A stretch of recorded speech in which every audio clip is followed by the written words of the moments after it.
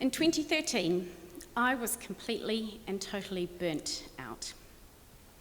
I'd taken on the role of Commercial Strategy Director for Mars Chocolate in the UK, a billion-pound business, and on the surface, it looked like I was doing okay. I was still smiling, I was still producing work, and yet I was floundering, faltering, failing.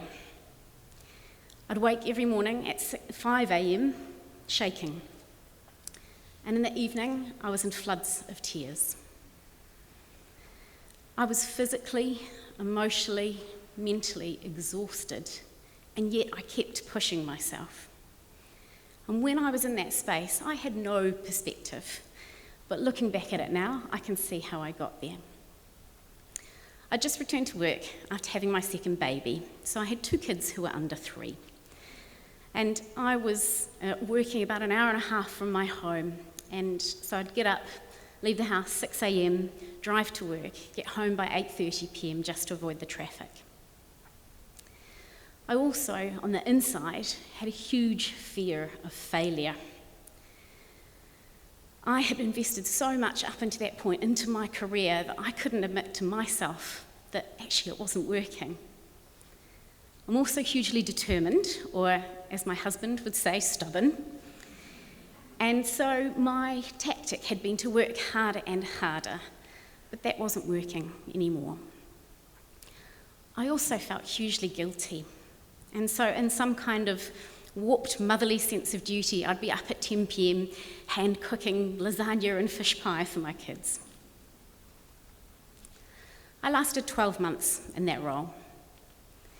And while everything looked okay, on the inside I was falling to pieces. And so I quit. And I felt like a complete and total failure. In particular, as an ardent feminist, I felt that I had failed at that point to be able to manage a family and a career.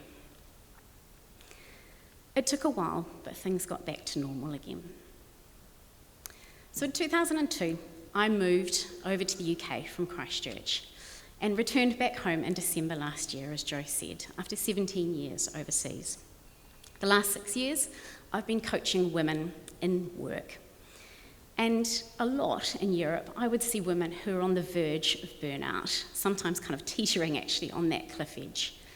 And that didn't surprise me because, the UK particularly, long hours culture, lots of kind of ridiculously crazy commutes, and a lot of pressure.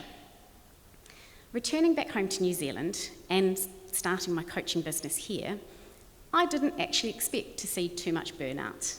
Here in Christchurch, we're short commutes. It's the city where it takes 20 minutes to get anywhere.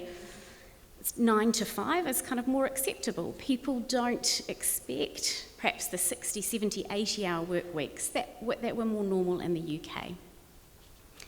And yet, I would say at least 40% of my female coaching clients here in Christchurch are on the verge of burnout.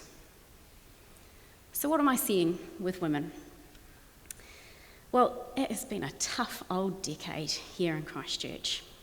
The earthquakes, the long recovery, the mosque shootings, and it's been a tough old year this year with COVID. And as a city, as a people here in Christchurch, actually, we're praised for our resilience, our ability to recover, to bounce back. And I wonder if that might be getting in the way of us saying that we're not okay. Also, as women, we've been raised to take care of everyone else, our family, our friends, our colleagues, our work, our pets, before ourselves. We put ourselves last. A lot of women feel that they don't deserve to take care of themselves.